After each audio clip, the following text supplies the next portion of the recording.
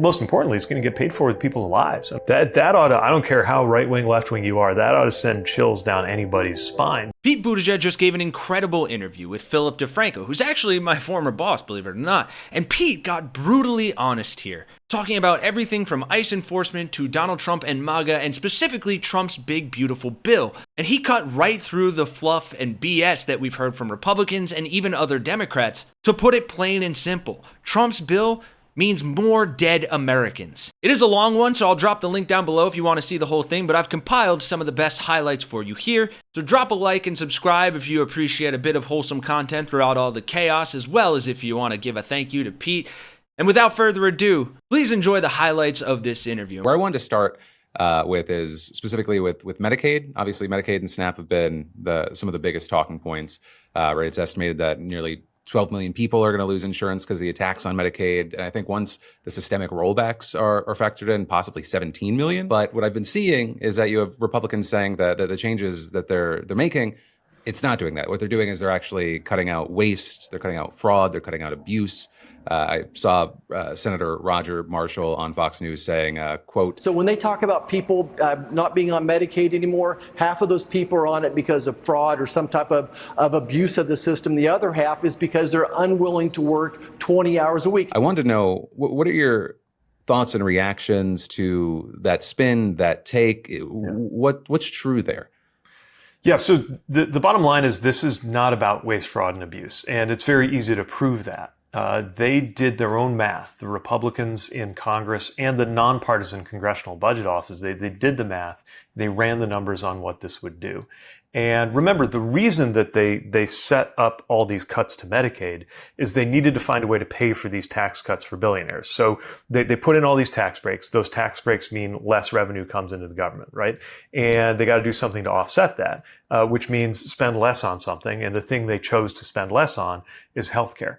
The only way that math works, even the way they compute it, is if a whole bunch of people lose their coverage. And the simple fact is there just aren't nearly that number of people who are on it, who don't deserve to be on it, who aren't eligible. We're talking about people who are working, but maybe they're working hourly. They get their hours cut a certain number of times this week or that week. Next thing you know, they're screwed. You're talking about people who actually do work the required hours, but they're getting hit with all this new paperwork. And again, the purpose of this paperwork is to make sure that some people fall through the cracks and lose their coverage. If they didn't lose their coverage, then the tax savings wouldn't be there. So they've kind of I don't want to get into all the guts of the math here, but the math shows that they're kind of telling on themselves.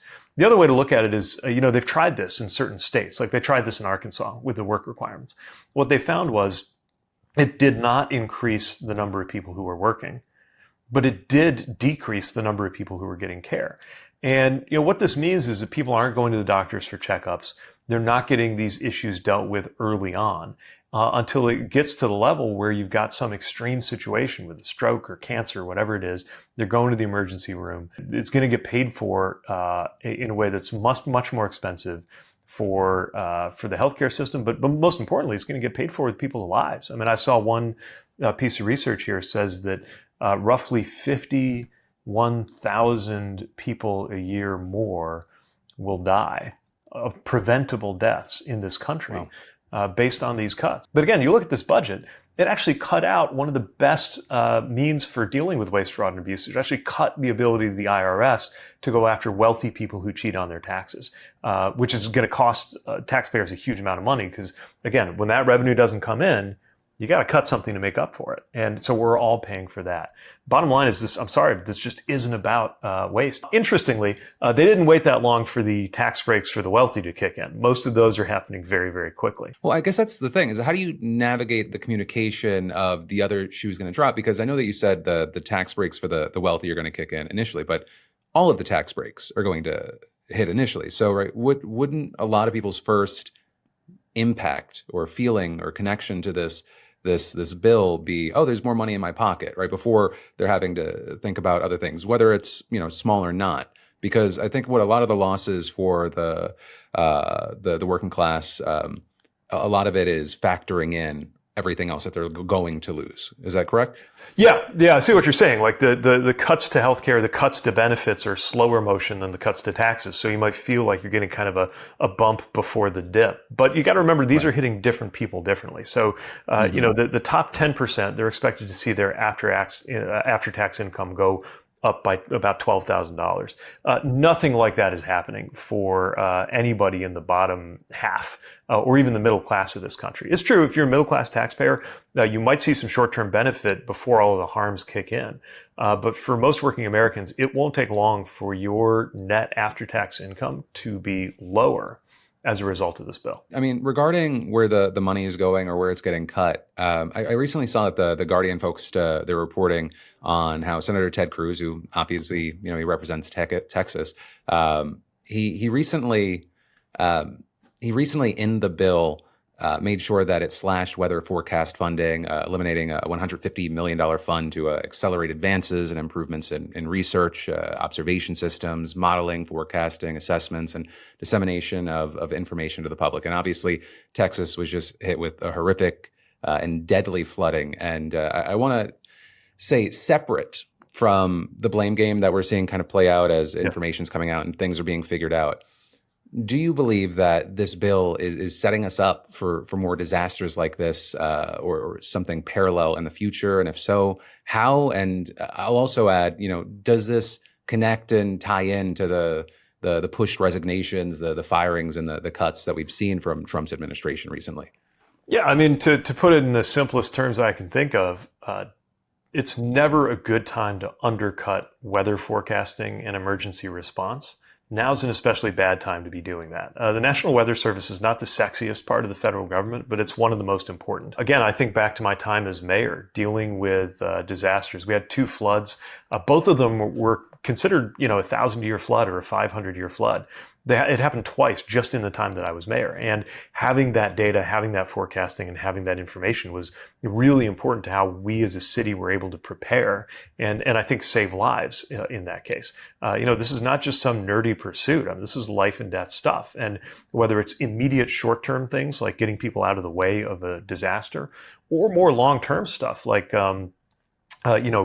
deciding where roads should go if they're in a floodplain that's getting flooded more often, or stuff like insurance or businesses making plans, right? All of these are why things like that are needed. And the Weather Service has done a very good job of gathering that information. It's an example of what happens, I think, when you take an ideology and you go crazy with it. So I understand that if you're Ted Cruz or a lot of conservative Republicans, you're coming from a place that says, that basically that my side has gone too far on climate change, and that you can't, even if you believe climate change is real, you shouldn't do things that are self-defeating or that go too far. We can have that debate.